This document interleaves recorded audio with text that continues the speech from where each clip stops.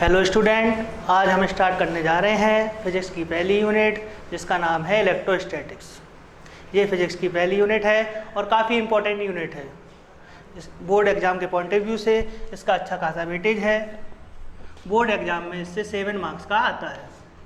Unit का नाम है इलेक्ट्रोस्टैटिक्स। इलेक्ट्रोस्टैटिक्स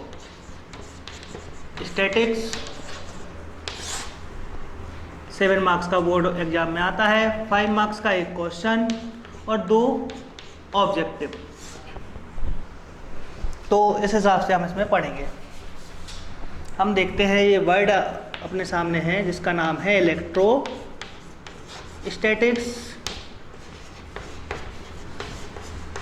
जो फिजिक्स की पहली यूनिट है और काफ़ी इंपॉर्टेंट यूनिट है बोर्ड पॉइंट ऑफ व्यू से भी और कंपटीशन पॉइंट ऑफ व्यू से भी। तो काफ़ी अच्छे से धैर्यपूर्वक इसको पढ़ना है और काफ़ी इजी वे में हम जो समझेंगे। अभी तक आपने जितने भी लेक्चर, ऑनलाइन लेक्चर अटेंड किए होंगे, ऑनलाइन क्लासेस अटेंड की होंगी, उसमें आपको काफ़ी डिफ़िकल्टी आई होगी। कई बच्चों का कहना है सर हम तो पढ़ते हैं, बार बार पढ़ देखते हैं, लेकिन फिर भी हमको समझ में नहीं आ रहा है। इसी चीज़ को ध्यान में रखते हुए हम लोगों ने जो ऑनलाइन लेक्चर तैयार किए हैं जिससे सरल से सरल तरीके से टॉपिक को समझाया जा सके। तो आप ये लेक्चर देखिए और पूरा लेक्चर देखिए, आपको अच्छे से चीज़ें समझ में आएंगी और बहुत अच्छे से आएंगी। देखिए, हम देखते हैं यहाँ पे सबसे पहले देखेंगे हम इलेक्ट्रोस्टैटिक्स होता क्या है ना, और इसमें ही आगे बढ़ेंगे। इलेक्ट्रोस्टैटिक्स में 2 चैप्टर यहाँ पे आएंगे। तो सबसे पहले हम स्टार्ट करते हैं चैप्टर फर्स्ट, यूनिट फर्स्ट है। चैप्टर फर्स्ट में हम पढ़ने वाले हैं चार्ज के बारे में, इसलिए इसका नाम है charge and electric field.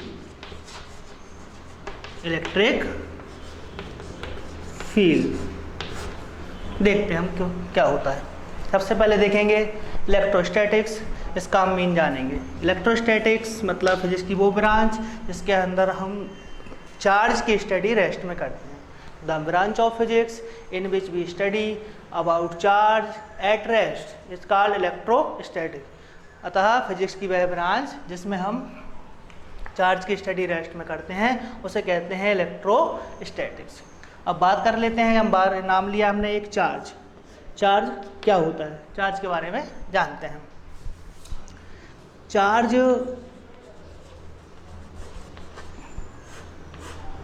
Charge किसी भी बॉडी की या किसी भी मटेरियल की एक स्पेसिफिक प्रॉपर्टी है, या हम कहें इंट्रिंसिक प्रॉपर्टी है, जो किसी बॉडी के अंदर या उसके बाहर इलेक्ट्रिक फील्ड और मैग्नेटिक फील्ड प्रोड्यूस करता है, उसे हम चार्ज कहते हैं। या हम और सिंपल वे में कहें तो चार्ज किसी भी एटम की या किसी भी बॉडी, किसी मटेरियल की, कुछ भी कह सकते हैं, किसी भी ऑब्जेक्ट की वह प्रॉपर्टी है जो फोर्स क्रिएट करता है, जो फोर्स क्रिएट करे, उस फोर्स के वजह से ही इलेक्ट्रिक फील्ड और मैग्नेटिक फील्ड क्रिएट होती है। तो देखते हैं चार्ज की अगर हम डिफाइन करना चाहें तो किस तरीके से डिफाइन करेंगे, देखते हैं। It is a intrinsic property of any material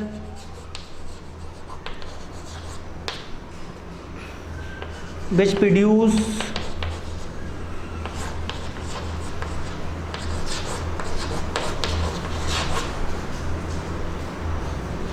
electric field and magnetic field inside or outside the material. देखें ज़रा, तो चार्ज क्या है, किसी भी बॉडी या किसी मटेरियल की वो प्रॉपर्टी है जो किसी बॉडी के अंदर या बाहर क्या करता है, इलेक्ट्रिक फील्ड और मैग्नेटिक फील्ड प्रोड्यूस करता है। तो इस वाली यूनिट में हम इलेक्ट्रिक फील्ड के बारे में जानेंगे और आगे की यूनिट्स में हम पढ़ेंगे मैग्नेटिक फील्ड के बारे में, और नाम आपने पहले सुना हुआ होगा। देखते हैं हम आगे कि चार्ज, ये तो इसकी डेफिनेशन हो गई।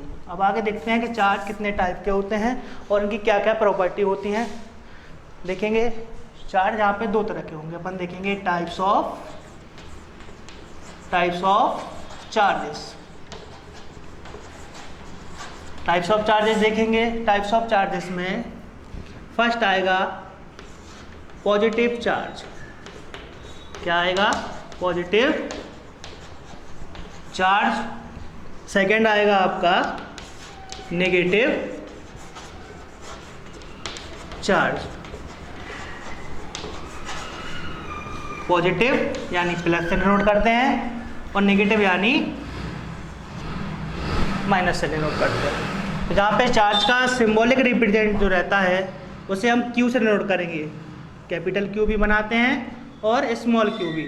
अगर प्लस क्यू चार्ज है तो इसे इस तरीके से लिखेंगे, माइनस क्यू है तो इसे इस तरीके से लिखेंगे। जैसा आपको अच्छा लगे, आप स्मॉल बना सकते हैं या फिर कैपिटल बना सकते हैं। हम यहाँ पे स्मॉल ज़्यादा यूज करेंगे, बनाने में आसानी होती है। देखें जरा, चार्ज के दो टाइप हो गए आपके, पॉजिटिव चार्ज और नेगेटिव चार्ज। अब तो जनरली सबको पता है, बहुत पहले से पढ़ चुके हैं, 11th क्लास पास आउट हैं हम, कि किसी भी बॉडी पर या किसी भी एटम पर चार्ज, पॉजिटिव चार्ज कब आता है या नेगेटिव चार्ज कब आता है। तो जनरल सी बात है, अगर कोई बॉडी इलेक्ट्रॉन रिलीज करती है तो उस पर पॉजिटिव चार्ज आता है, और अगर कोई बॉडी इलेक्ट्रॉन गेन करती है तो उस पर नेगेटिव चार्ज आता है।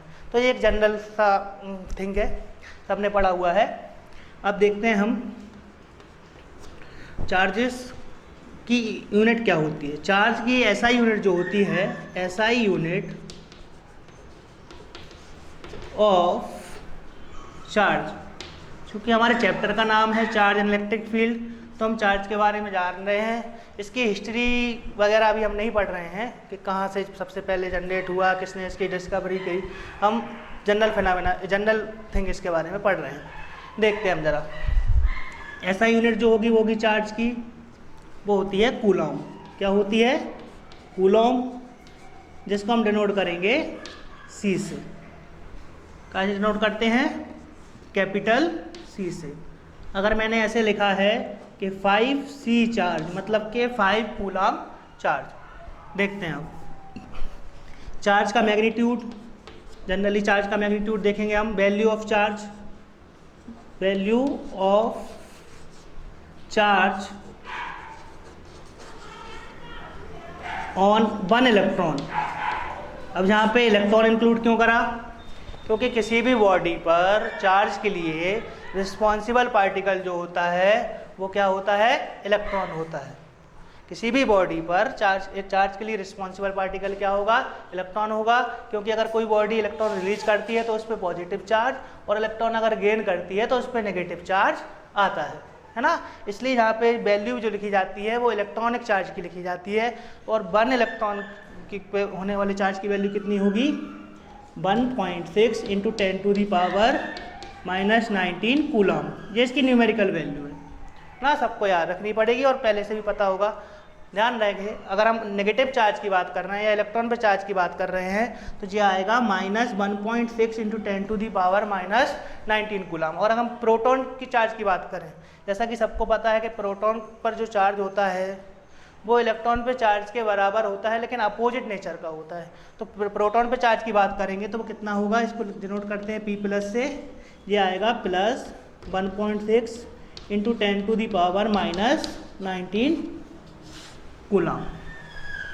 तो सभी लोगों को याद रखना है, सभी को ध्यान रखना है कि किसी भी बॉडी पर, किसी भी मटेरियल पर चार्ज के लिए रिस्पॉन्सिबल पार्टिकल जो होता है वो क्या होता है? इलेक्ट्रॉन। इलेक्ट्रॉन की वजह से किसी बॉडी पे पॉजिटिव चार्ज आता है अगर वो इलेक्ट्रॉन रिलीज करे, और अगर इलेक्ट्रॉन गेन करे तो उस पर नेगेटिव चार्ज आता है। ये जनरल सी चीज़ आपको याद रखना है। अब हम आगे देखते हैं चार्ज की प्रॉपर्टी।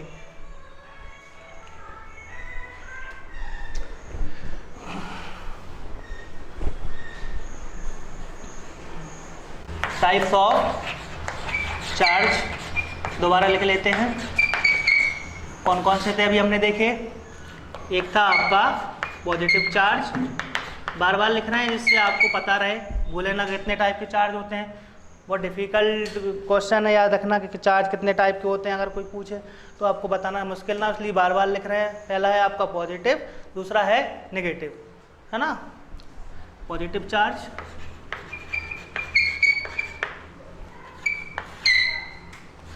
और दूसरा है नेगेटिव चार्ज।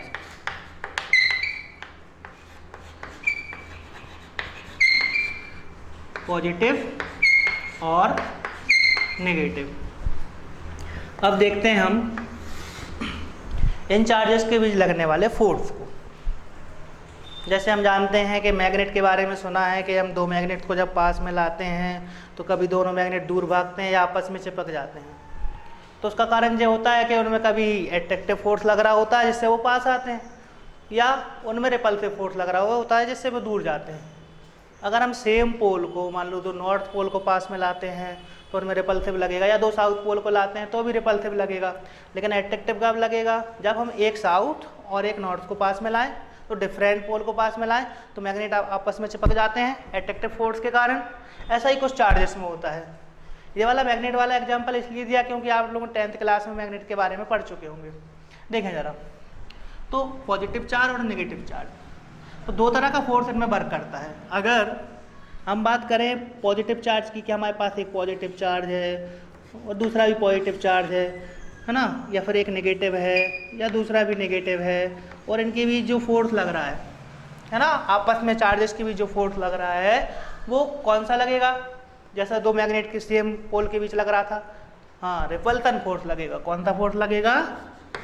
रिपल्सन। रिपल्सन का मतलब समझते हैं, दूर दूर भगाएंगे एक दूसरे को। रिपल्सन का मतलब दोनों चार्ज एक दूसरे को दूर दूर करेंगे। और अगर एक चार्ज मान लें हम पॉजिटिव है और एक नेगेटिव है, या पहला नेगेटिव या दूसरा पॉजिटिव है, तो डिफरेंट चार्ज हो गए यहाँ पे। कैसे चार्ज हो गए?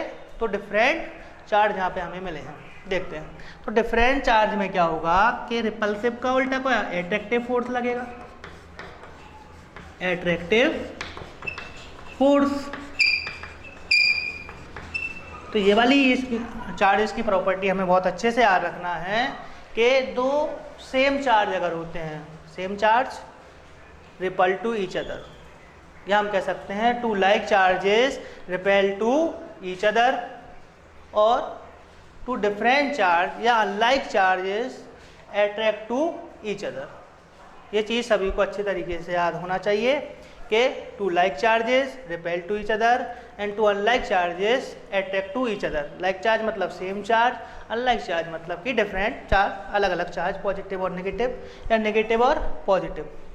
देखते हैं आप, ये तो चार्जेस के बीच लगने वाला फोर्स हो गया। ये दो चार्जों के बीच में, दो चार्जेस के बीच में जो अट्रैक्टिव और रिपल्सिव फोर्स जो लगता है, इसी को हम कहते हैं इलेक्ट्रोस्टैटिक फोर्स। क्या कहते हैं? Electrostatic force. जहाँ पे ध्यान रखना, अपन जो यूनिट पढ़ रहे हैं उसका नाम भी इलेक्ट्रोस्टैटिक्स है। इलेक्ट्रोस्टैटिक मतलब हम रेस्ट में बात कर रहे हैं। अगर हम बात करेंगे कि चार्ज मूव कर रहा है ना, तो हम वहाँ पे इलेक्ट्रोस्टैटिक्स की बात नहीं करेंगे, वहाँ पे हम इलेक्ट्रोडायनेमिक की बात करेंगे। डायनेमिक मतलब मोशन, है ना, जनरली 11th में पढ़ चुके हैं हम लोग।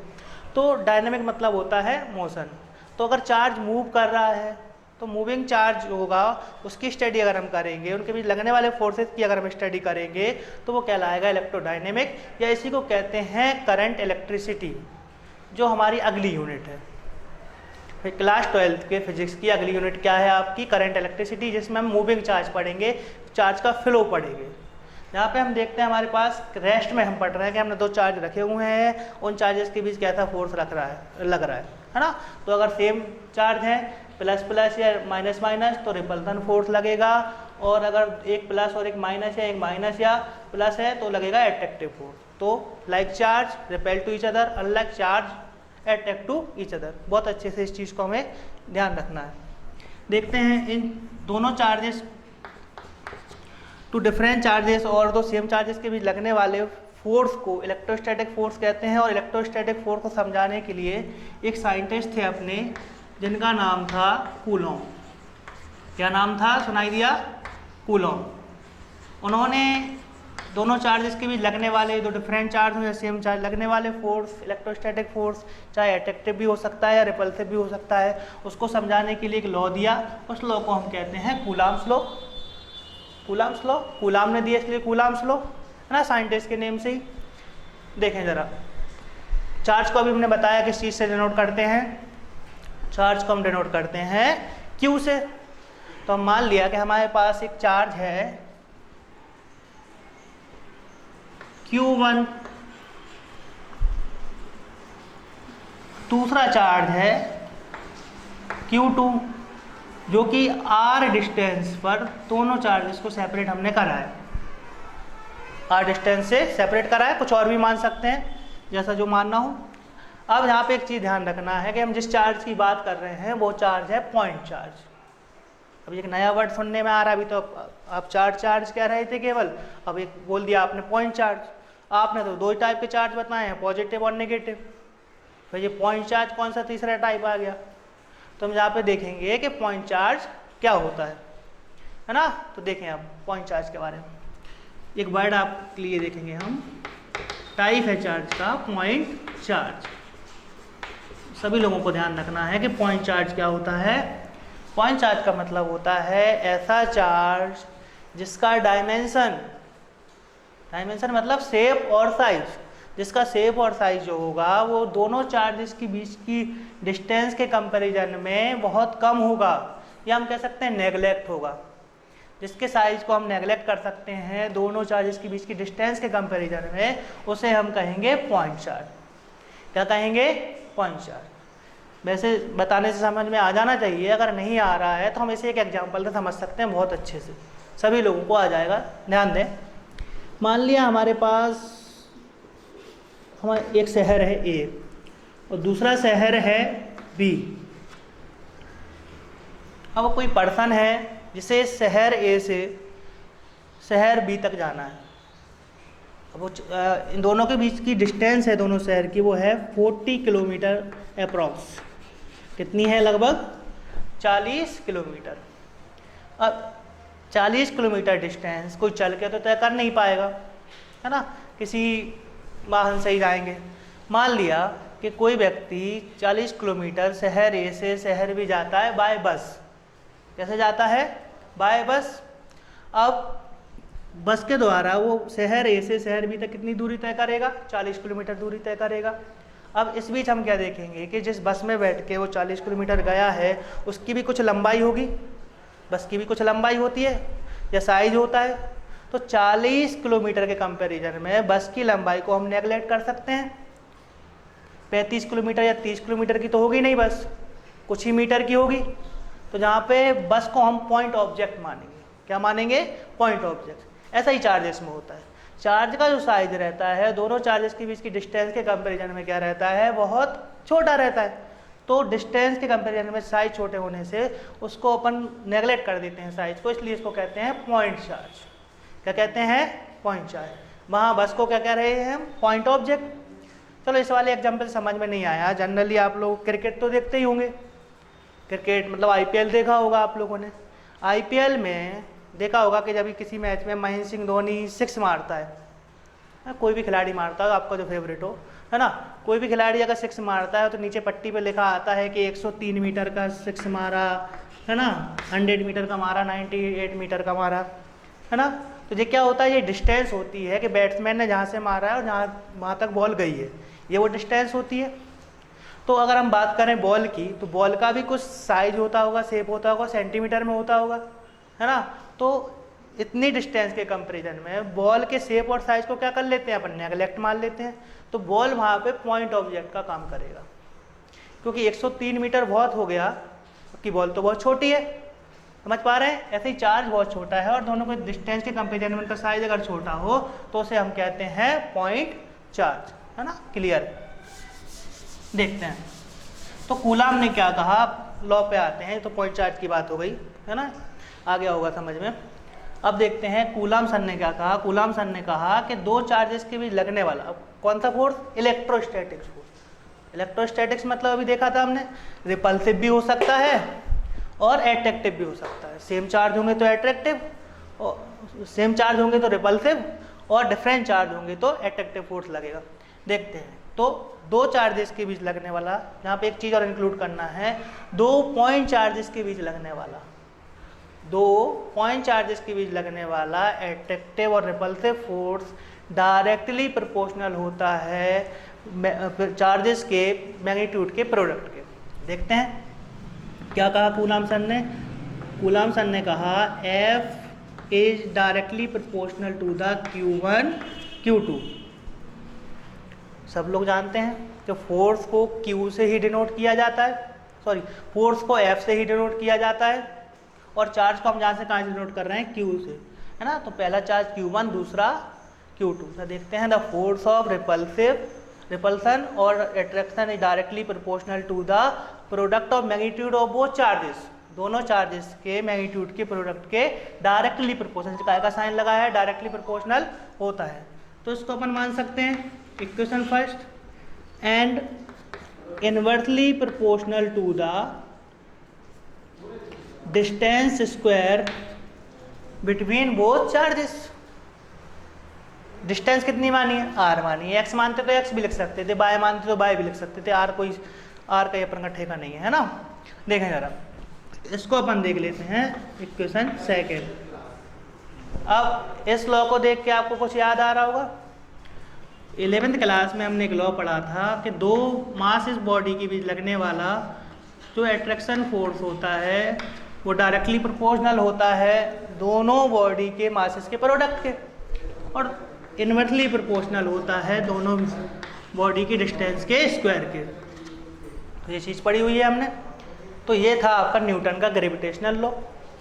तो न्यूटन के ग्रेविटेशनल लॉ से कंपेयर करके इसको हम पढ़ सकते हैं, लेकिन मेन डिफरेंस हमें सबको याद रखना है कि न्यूटन का जो ग्रेविटेशनल लॉ होता है वो केवल अट्रैक्टिव फोर्स लगता है। दो मास बॉडी की भी जो फोर्स लगेगा उसमें लगेगा फोर्स ऑफ अट्रैक्शन, रिपल्सन नहीं लगता। यहाँ पर इलेक्ट्रोस्टैटिक फोर्स में क्या है, रिपल्सन और अट्रैक्शन दोनों तरीके का हो सकता है, डिपेंड करता है चार्ज के नेचर पर।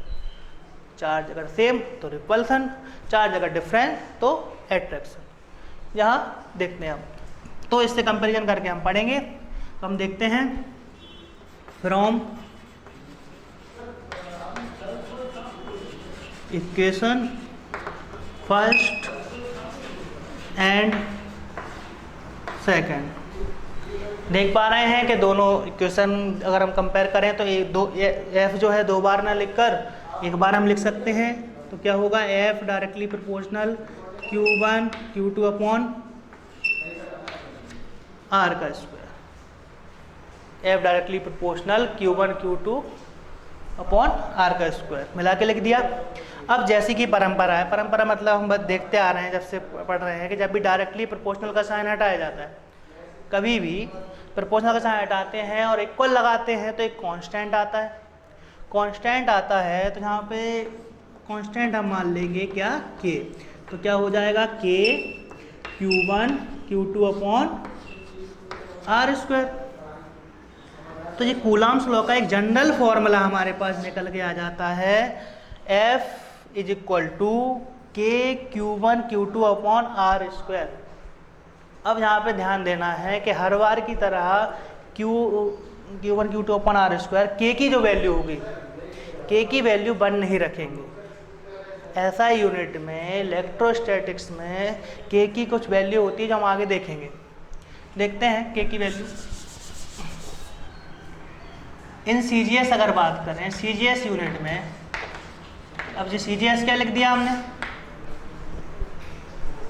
जाना पहचाना है, सेंटीमीटर ग्राम सेकेंड। अपने डिफरेंट टाइप पढ़े थे यूनिट्स के, पहला था SI था, MKS था, CGS था, FPS था, है ना 11th में। उसमें से ये CGS का मतलब ये होता है सेंटीमीटर ग्राम सेकंड, लेंथ को सेंटीमीटर में, मास को ग्राम में और टाइम को सेकंड में अगर मेजर करें तो उस यूनिट को क्या कहेंगे, CGS यूनिट। देखते हैं CGS में K की वैल्यू होती है 1।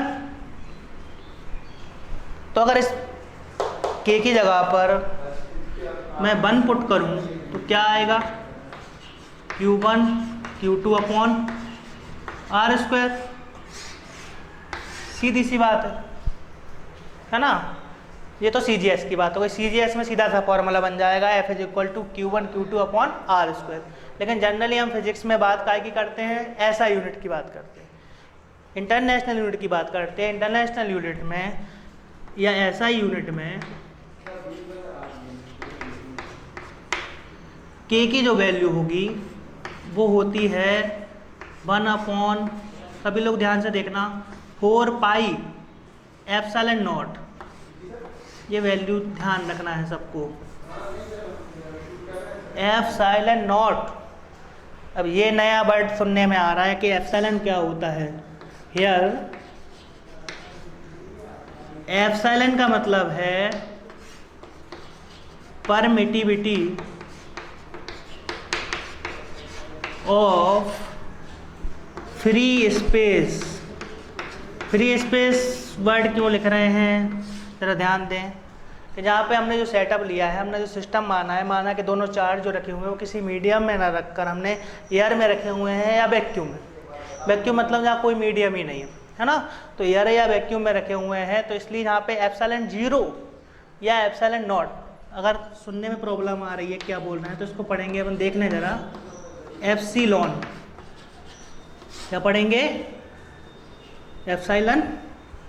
तो यहाँ पे 0 लगा रहे हैं तो एप्सिलॉन 0 या एप्सिलॉन नॉट, क्या पढ़ेंगे, एप्सिलॉन नॉट, है ना, क्योंकि एयर और वैक्यूम के लिए ले रहे हैं। तो इसकी वैल्यू हमें याद रखना, और इसकी न्यूमेरिकल वैल्यू में हम याद रखेंगे। इसकी जो न्यूमेरिकल वैल्यू होती है, ध्यान दें, वो होती है 8 पॉइंट, इधर लिख ले रहे हैं, 8.85 into 10⁻⁻12 coulomb square newton metre square. ये इसकी न्यूमेरिकल वैल्यू है, किसकी, परमिटिविटी ऑफ फ्री स्पेस की।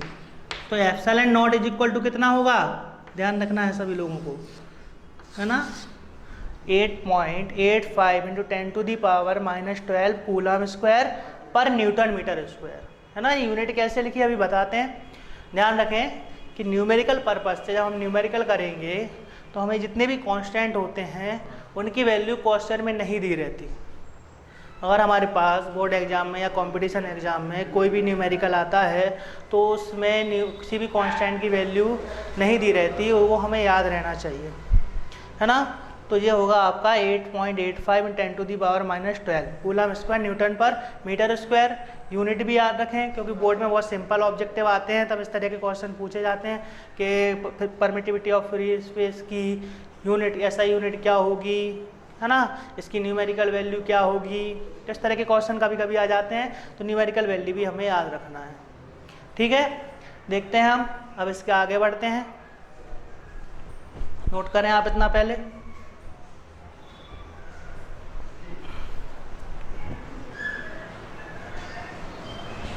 तो हमारे पास ये कूलम्स लॉ का फॉर्मूला आया था, F is equal to K⁴ CGS में हमने इसकी वैल्यू क्या रखी, 1 रख दी थी।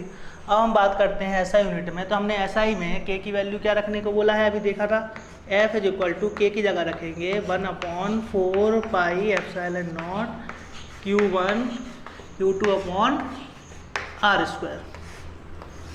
तो हमारे पास ये कूलम्स लॉ का फॉर्मूला आ जाता है, और SI यूनिट क्या होगी, न्यूटन, या अकेला L लिख सकते हैं, है ना। तो ये कूलम्स लॉ का जो फॉर्मूला हमारे पास आया है, F is equal to 1/4 pi epsilon naught Q1 Q2/R²। ये हमें अच्छी तरीके से याद रखना है। अब रटना भी क्या है, इसमें अपन ने निकाला ही है ना। तो देखते हैं हम, एप्सिलॉन नॉट क्या था, परमिटिविटी ऑफ फ्री स्पेस, और इसकी न्यूमेरिकल वैल्यू भी हम देख चुके हैं। अब एक चीज़ और देखी थी कि हमने जब एप्सिलॉन नॉट की वैल्यू लिखी 8.85 इंटू 10⁻⁻12, तो एक कूलम स्क्वायर पर न्यूटन मीटर स्क्वायर क्यों लिख दिया था, है ना। तो हम ये देखेंगे इस फॉर्मूले से। हमारे पास जनरल फॉर्मूला है कूलम्स लॉ का, F is equal to 1/4 pi epsilon naught Q1 Q2/R²। ये हमारे पास फॉर्मूला है, दिखाई दे रहा है सबको। अब हमें यूनिट किसकी निकालना है, एप्सिलॉन नॉट की। 11th क्लास में हमने यूनिट और डायमेंशन वाले चैप्टर में किसी भी क्वांटिटी की अगर हमारे पास कोई फार्मूला होता है, फार्मूले से उसकी यूनिट के बाद डायमेंशन फार्मूला निकालना, बहुत सारी प्रैक्टिस की है ना, तो सबको आना चाहिए। देखो तो एप्सिलॉन कहाँ आ जाएगा, यहाँ आ जाएगा। तो अपने पास अगर ये फार्मूला हम तोड़ दें इस तरीके से, इसको चेंज करें, तो हमारे पास क्या आएगा, 1/4 पाई एप्सिलॉन नॉट तो यहाँ चला गया, यहाँ क्या आएगा F आएगा। तो फॉर्मूला आया Q1 Q2 upon R square. अब नॉन क्वांटिटी है हमारे पास सारी, एप्सिलॉन नॉट जो हमने पहले नहीं पढ़ी हुई है उसको छोड़कर सारी की सारी क्वांटिटी क्या है, नॉन क्वांटिटी है। मतलब कि नॉन क्वांटिटी से मतलब क्या है कि सारी क्वांटिटी की यूनिट हमें पता है। तो देखें epsilon naught is equal to 4 की क्या यूनिट होगी, कोई यूनिट नहीं होगी। पाई की क्या यूनिट होगी, कोई यूनिट नहीं होगी। क्यों नहीं होगी, क्योंकि pure number and pure ratio and constant has no unit and dimension formula. किसी भी प्योर नंबर का या कोई कांस्टेंट का कोई भी डायमेंशन फार्मूला और यूनिट नहीं होती। देखें ज़रा, तो अब बचा क्या, फोर्स। फोर्स का क्या आएगा, न्यूटन। तो न्यूटन का एन लिख लिया। अब चार्ज की ऐसा यूनिट अभी बताई थी शुरुआत में, इसलिए बताई थी कि परेशानी ना हो। क्या आएगी, कूलम। और दूसरे चार्ज की भी क्या आएगी, कूलम। और डिस्टेंस का तो सबको पता है, फंडामेंटल यूनिट है तो मीटर स्क्वायर आएगा। तो कूलाम इंटू कूलाम मतलब कूलाम स्क्वायर। तो ये भी हमने क्या लिखा हुआ है, कूलाम स्क्वायर पर न्यूटन मीटर स्क्वायर। दिखाई दे रहा है। तो इस तरीके से हम इसकी यूनिट लिख सकते हैं। ये निकालना भी इसलिए बताया क्योंकि बोर्ड में ऑब्जेक्टिव जब आते हैं तो किसी भी क्वांटिटी का फॉर्मूले से यूनिट पूछ लेते हैं, तो रटने की अलग से ज़रूरत नहीं है हमें, कैसे आई है ना, इस तरीके से निकाल लेंगे। अब देखते हैं, यहाँ पर ये हमारे पास आ गया कूलाम्स लॉ का फॉर्मूला। तो एक बहुत इम्पोर्टेंट फार्मूला है, इसके बेस पर ही हम इस वाले चैप्टर में आगे बढ़ेंगे। अब बोर्ड एग्जाम में क्वेश्चन आता है, स्टेट कूलाम्स लॉ या explain coulombs law and on the basis of coulombs law define unit charge. एक और चीज़ बोल दी अब हमने, पहले बोला पॉजिटिव चार्ज है ना, और एक नेगेटिव चार्ज। अब एक बीच में बोल दिया पॉइंट चार्ज, अब बोल रहे हैं यूनिट चार्ज। देखते हैं अब यूनिट चार्ज कौन सी चिड़िया होती है ना। यूनिट चार्ज देखते हैं हम, यूनिट चार्ज को हम डिफाइन करेंगे on the basis of coulombs law. तो देखते हैं, अगर हम माने, ये फॉर्मूला आपके सामने लिखा हुआ है इसलिए दोबारा नहीं लिख रहा मैं। अगर हम माने if Q1 is equal to Q2, दो इक्वल मैग्नीट्यूड के चार्ज हमने ले लिए है ना। हमारे पास Q1 Q2 दो चार्ज हैं, उनका मैग्नीट्यूड सेम है और डिस्टेंस हमने मान ली 1 मीटर। कितनी मान ली, 1 metre. R is equal to 1 metre. अब यहाँ पे एक चीज़ और ध्यान रखना पड़ेगा हमें कि जो आपका 1/4 पाई एप्सिलॉन नॉट होता है, इसकी भी न्यूमेरिकल वैल्यू डायरेक्ट लिखी हुई है हमने, 9 × 10⁹। कैसे आएगी, जब इसको हम सॉल्व करेंगे। 1/4 पाई एप्सिलॉन नॉट में पाई की वैल्यू 3.14 और एप्सिलॉन की वैल्यू रख के सॉल्व करेंगे तो अप्रॉक्सीमेटली करके भी देख सकते हैं आप लोग, आएगा 9 × 10⁹। अब डायरेक्ट इसलिए रख रहे हैं क्योंकि अब जब हम सॉल्व करने बैठेंगे, मान लो 1 नंबर का ऑब्जेक्टिव आया तो हम क्या वैल्यू को इतना कैलकुलेशन करेंगे, इतना सारा। सच्चा क्या है कि हम ये डायरेक्ट वैल्यू याद रख लें, कितना, 9 × 10⁹। तो हमारे पास क्या आ जाएगा, देखें, और हम मान लें कि दोनों चार्जेस की भी जो फोर्स लग रहा है, सपोज करा अपन ने, वो कितना है, 9 × 10⁹ न्यूटन। कितना है, 9 × 10⁹ न्यूटन। ये उसी तरीके से हम इसको डिफाइन कर रहे हैं यूनिट चार्ज को, जिस तरीके से हमने 11th क्लास में ग्रेविटेशनल कांस्टेंट को डिफाइन करा था। अगर किसी को याद आ रहा हो, थोड़ी बहुत अच्छे से पढ़ी हो 11th, तो काफ़ी इंपॉर्टेंट क्लास है। देखो ज़रा, तो अब ये सारी की सारी वैल्यूज अगर हम कूलाम के फॉर्मूले में रखेंगे तो क्या आएगा, F is equal to, F की जगह पे कितना रखना है, रख ही दो, स्टेप कम हो जाएगी। 9 × 10⁹। इस पूरे 1/4 पाई एप्सिलॉन नॉट की जगह भी क्या रखना है, 9 × 10⁹। और Q1 Q2 की जगह भी अपन मान ले रहे हैं कि दोनों सेम चार्ज अगर हैं तो दोनों को अपन ने एक चार्ज मान लिया Q। क्या मान लिया, Q मान लिया। इक्वल वैल्यू है। मान लो मैं यहाँ पे लिखूँ 5 कूलाम और यहाँ भी लिखूँ 5 कूलाम, तो अकेली मैग्नीट्यूड कितना लिखा जा सकता है, 5 लिखा जा सकता है। तो देखें ज़रा, और r इज इक्वल टू कितना था, 1 तो था ही। तो यहाँ पे क्या हो जाएगा आपका q का स्क्वायर अपॉन 1 का स्क्वायर, ये तो कट जाएगा। तो अपने पास कितना आया, यहाँ बचेगा 1 और इधर बचेगा q स्क्वायर। सभी लोगों को मालूम होना चाहिए कि अगर यहाँ स्क्वायर है, स्क्वायर इक्वल किस तरफ आएगा तो क्या बन जाता है, रूट बन जाता है। तो q इज इक्वल टू क्या आ जाएगा, अंडर रूट 1, और 1 का रूट कितना होता है, प्लस माइनस 1। तो यहाँ पे मैग्नीट्यूड निकल के कितना आया, 1। तो ऐसा चार्ज जिसका मैग्नीट्यूड कितना हो, 1 हो, उसे हम यूनिट चार्ज कहते हैं। यूनिट बाइट मतलब 1 से ही लिया गया। तो यहाँ पे ऐसा चार्ज जिसका मैग्नीट्यूड कितना हो, 1 हो, उसे यूनिट चार्ज कहेंगे। अब इसको डिफाइन किस तरीके से करेंगे देख ले जरा। अगर दो सेम चार्ज, अगर दो इक्वल मैग्नीट्यूड के सेम चार्ज एक दूसरे से 1 मीटर डिस्टेंस पे सेपरेट हों और उनके बीच लगने वाला फोर्स कितना हो, 9 × 10⁹ न्यूटन हो, तो ईच चार्ज कहलाएगा आपका यूनिट चार्ज। फिर से सुन लें, अगर दो इक्वल मैग्नीट्यूड के चार्ज एक दूसरे से 1 मीटर डिस्टेंस पे सेपरेट हो और उनके बीच लगने वाला फोर्स कितना हो, 9 × 10⁹ न्यूटन, तो ईच चार्ज को हम क्या कहेंगे, यूनिट चार्ज। यहाँ पर ध्यान रखना, चार्ज अगर हम डिफरेंट लेंगे तो वहाँ लिखेंगे अट्रैक्शन फोर्स, और अगर सेम चार्ज की बात कर रहे हैं तो कहेंगे रिपल्सन फोर्स। कौन सा फोर्स, रिपल्सन फोर्स। अगर हम सेम चार्ज की बात करें तो अगर दो सेम चार्ज एक दूसरे से 1 मीटर डिस्टेंस पर सेपरेट हैं और उनके बीच लगने वाला रिपल्सन फोर्स कितना है, 9 × 10⁹ न्यूटन, तो इस चार्ज को क्या कहेंगे हम, यूनिट चार्ज। तो ये यूनिट चार्ज की डेफिनेशन आती है। कहीं कहीं बुक में यूनिट चार्ज को यूनिट पॉजिटिव चार्ज भी लिखते हैं, तो उससे कोई कन्फ्यूज नहीं होना है ना। तो ये था हमारा कूलम्ब्स लॉ। आज हमने इलेक्ट्रिक चार्ज, कूलम्ब्स लॉ और यूनिट चार्ज को डिफाइन किया। अब आगे के लेक्चर में हम इलेक्ट्रिक फील्ड देखेंगे और उसके कुछ डेरिवेशन करेंगे, ठीक है।